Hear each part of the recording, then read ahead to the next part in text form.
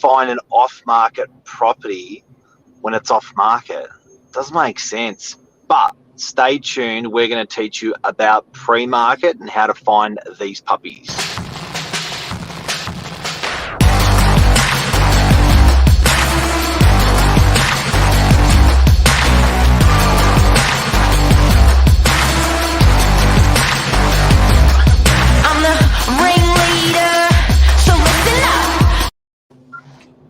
Good morning, everyone. Welcome to Morning Minutes. Myself, Michael BURGIO, Mark Novak, episode 534, how to find off-market, pre-market properties for sale when they're off-market. So it's a bit of a tricky one, because how can you see something that's not there?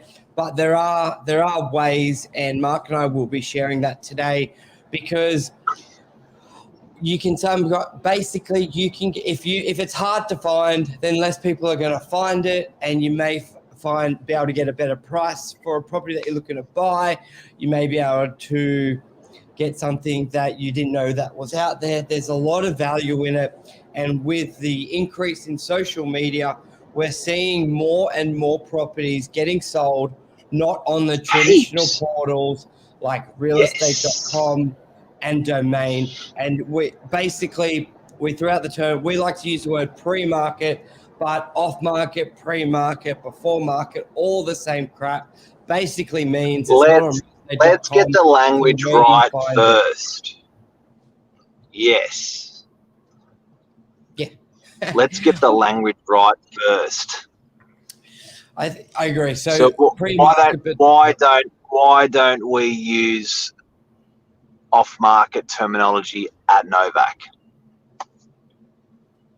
Well, it's a little bit, there's still even two terms within it. It sort of sounds dumb. It's like it's off-market, but you can buy it. Well, it's like, is it for sale or is it not for sale?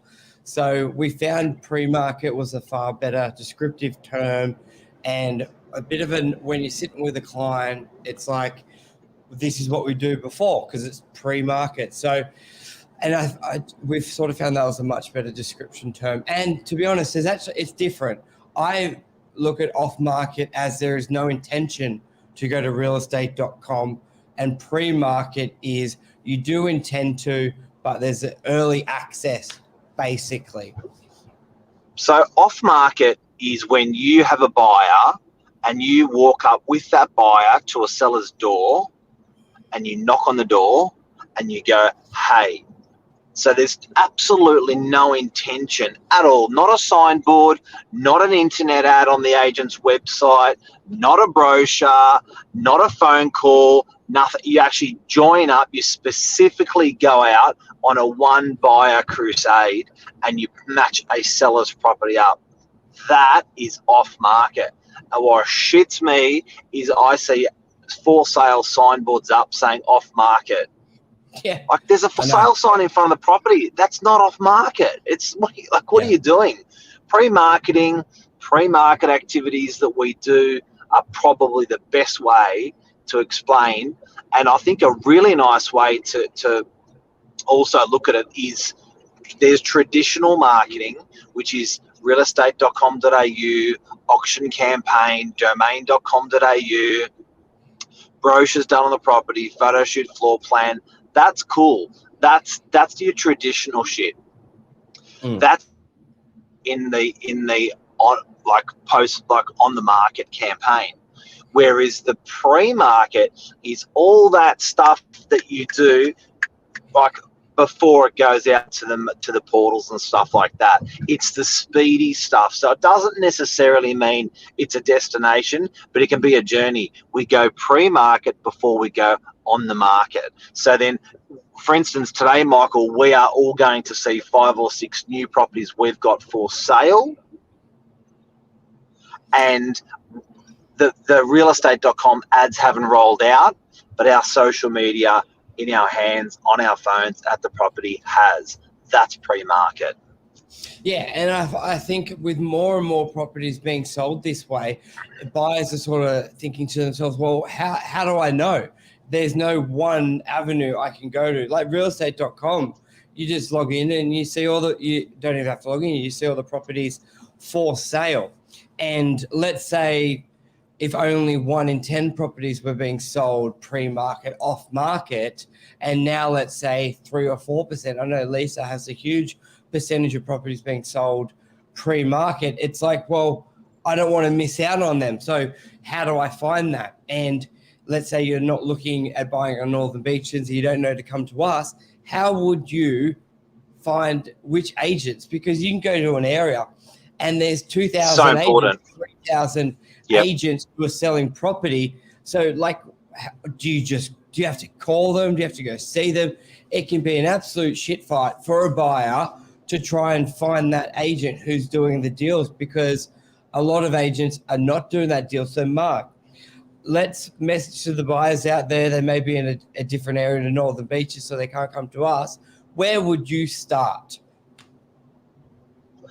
I would be registering my name, my email, my phone number with all agents. Every agent I come across, I would give them honest information, real name, real email address, real phone number. I would give time to the real estate agent explaining what you're after. I would then follow those agents on social media, because by chance there's going to be one social media ninja out there as well. What's Lisa got to say? She's got a lot to say this morning. Yeah, she said that. I have lots to say. I disrupted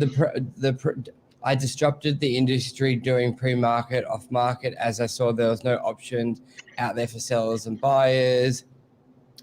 Agents started doing off-market selling via their database as they had to compete with competition as a result to social media strategy. Many agents never built their social media presence, so they're competing with their database.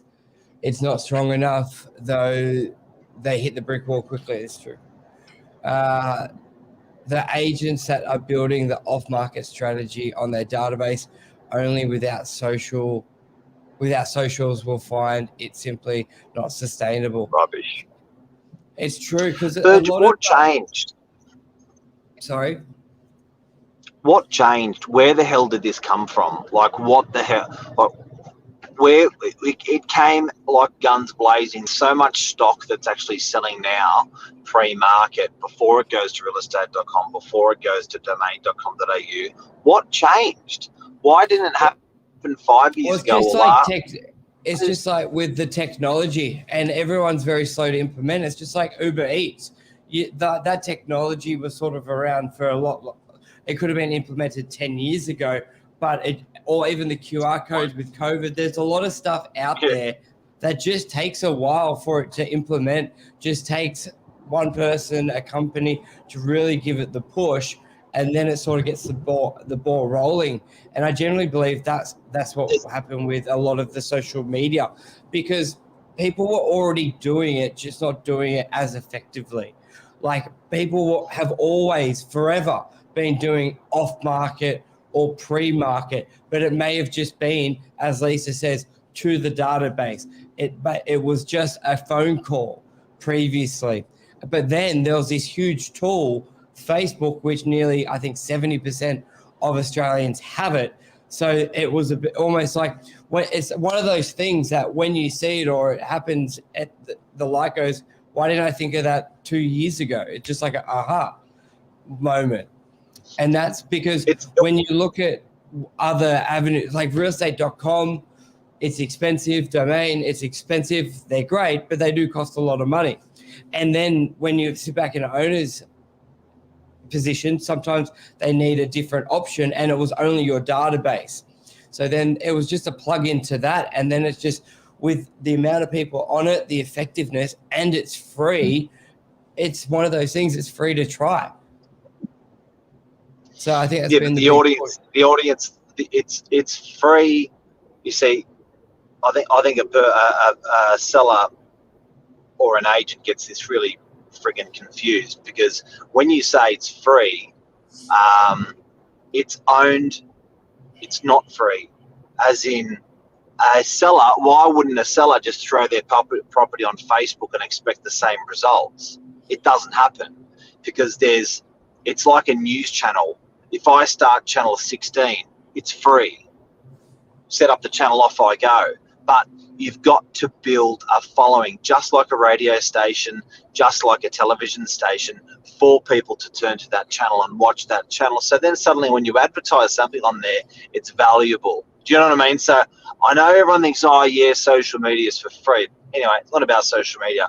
It's not. Tell me, Burge. The point was a bad idea, well executed. A good idea, badly executed, is not as good as a bad idea, well executed. So pre-market and off-market, why? It's been around, say, 10, 20 years, but you honestly think that's the answer? It's timing? Yeah, but let's get what we're talking about, how to find these properties. So a key thing, what you touched on before, is look at agents, speak to agents and give your data. We're finding more and more people are being a lot more transparent. Many years ago, even when I started, people were always private numbers calling, always wouldn't give a phone number on a property inquiry. But these days I find more and more you're getting all the information, because I think just with everything these days, we're so connected and we basically have very little privacy when it comes to anything with technology and our iPhone these days. So people don't have their guard up as much, and they know properties being sold off market, pre-market, so they want to be contacted. But a key thing I would do if I was a buyer in an area I didn't know anyone, you would start with your realestate.com sold properties. Grab a few of the addresses, look at the agent. Then jump on, as you're saying with the channels, jump on that agent's profile and see if they are marketing or doing any teaser ads out there saying coming soon, pre-market. And then I would do that to your top 20, 30 agents and create a bit of a hot list. And because they're the ones using this, because a lot aren't using it. And then I would be calling them, meeting with them face to face, and basically say, I see you do a lot of pre-market, off-market stuff. I want to be contacted for that type of stuff as well. And that way you've got a bit of a targeted approach. Otherwise, you've just gone through like the yellow pages calling every agent, and I'd rather talk to less, but pinpoint it. That would be the biggest thing I would do. Because as you said, the proof's in the pudding. They're going to say they do off-market deals. They're going to say they do pre-market deals. They're going to say they do social media. But then you look at their page and it's like one post a month ago. It's like, well, shit, well, you're not really, are you? So you need to look yourself. That's how I'd find these agents. Okay. People want intervals. They said build the relationship. First they laughed, then they copied.